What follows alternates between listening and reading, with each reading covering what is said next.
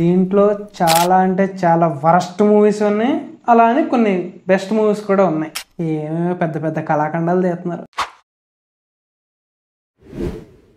అదే June month ఎండింగ్లో spy movie అనుకుంటూ వచ్చేసారు మన నిఖిల్ గారికి ఆల్రెడీ కార్తికేయ 2 మంచి బ్లాక్ బస్టర్ అయింది, 100 crore గ్రాసర్ వచ్చేసిందని చెప్పేసి దీన్ని పాన్ ఇండియా లెవెల్లో తీసేశారనుకోండి.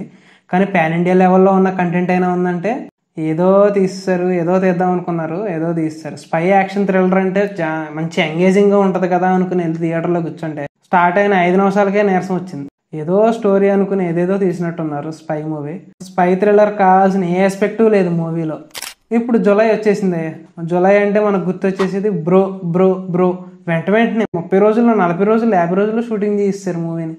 ఏం తీస్తారా అంత స్పీడ్గా ఏం తీస్తారా అని వెళ్ళి చూస్తే పవన్ కళ్యాణ్ గారి పాటలు ప్రీవియస్ ఓల్డ్ సాంగ్స్ ఉంటే చూడండి, అవన్నీ తీసుకొచ్చి మిక్స్ చేసి కొట్టేశారు. ఫ్యాన్స్కి మాత్రం ఆ ఫ్లాష్ మాబ్లు ఆ పాటలు కొంచెం బెటర్ అనిపించవచ్చు, కానీ ఆడియన్స్కి అయితే నరకం అండి. అసలు ఇది రీమేక్ అని తెలుసు, కానీ రీమేక్లా కాకుండా ఫ్రీమేక్లా చేశారు సినిమా. జనవరి నెలలో వాల్తేరు వీరయ్య అనుకుంటూ వచ్చేసారు మొన్న చిరంజీవి గారు. అప్పుడు అబ్బో బీభత్సమైన సంక్రాంతి సినిమా కదా, మంచి బీభత్సమైన కలెక్షన్స్ కొట్టేసినాయి. మూవీ యావరేజ్గా ఉన్నా సరే సంక్రాంతి సీజన్ కాబట్టి లాగేసింది. కానీ ఇది ఆగస్ట్ సీజన్ కదా, బోలా శంకర్ అని వచ్చేసారు. మన అక్కడ ఎవరు director the great Mehar Ramesh గారు. ఆయనతో సినిమా అనగానే ముందే ఫ్యాన్సే రిజల్ట్ డిసైడ్ చేస్తారు. సో మూవీ రిలీజ్ అయ్యాక కొంచెం దాన్ని ఏమన్నా ఓవర్టేక్ చేశారని చూస్తే క్రింజ్ సినిమాని తీసుకొచ్చేసి పెట్టేశారు దీంట్లో.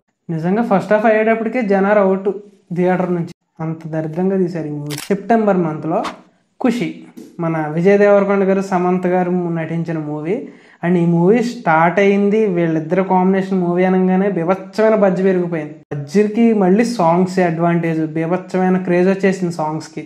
ఇంకేంటైతే మూవీ కొంచెం యావరేజ్ రాకుండా కొట్టేద్దని చూస్తే సినిమా థియేటర్లోకి వెళ్ళి కూర్చుంటే ఆ పాటలు ఒకటే కనిపించినాయి నాకు, సినిమా ఏం కనిపించలేదు. సీరియల్ లాగా ఉంది సినిమా.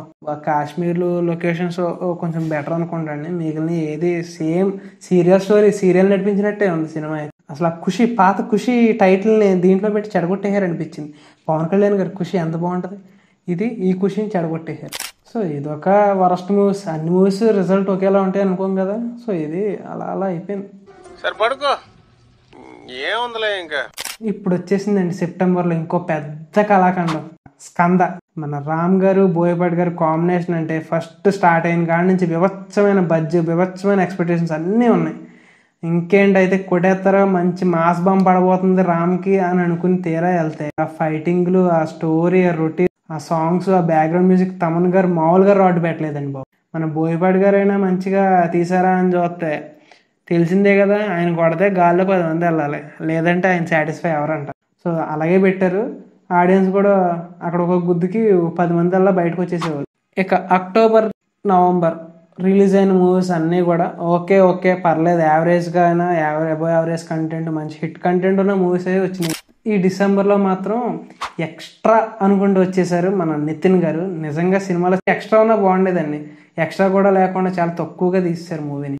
క్రింజ్, ఆ పాటలు, పాత పాటలు స్పూస్ పెట్టుకుని మూవీ తీసేయచ్చు అనుకుని తీసినట్టు ఉన్నారు. సో ఇలాంటి మూవీస్ ఏమన్నా ఉంటే వెంటనే వదిలేండి. ఇది 2023లో నాకు వరస్ట్ అనిపించిన మూవీస్. మరి మీకేమనిపించినాయో కింద కామెంట్ చేయండి. అలాగే సో నేను ఈ వీడియో అప్లోడ్ చేసే టైంకి ఇంకా మూవీస్ కూడా రిలీజ్ అవ్వలేదు. సో చూద్దాం ఆ సలారు, డెవిల్ అనే మూవీస్ ఏ లిస్ట్లోకి వస్తాయి. నేనైతే ఈ మూవీస్ వరస్ట్ మూవీస్ లిస్ట్లోకి రాకూడదని కోరుకుంటున్నాను. అవైనా మంచి బెస్ట్ ఎక్స్పీరియన్స్తో ఈ ఇయర్ని హ్యాపీగా ఎండ్ చేసేలాగా మనందరం కోరుకుందాం.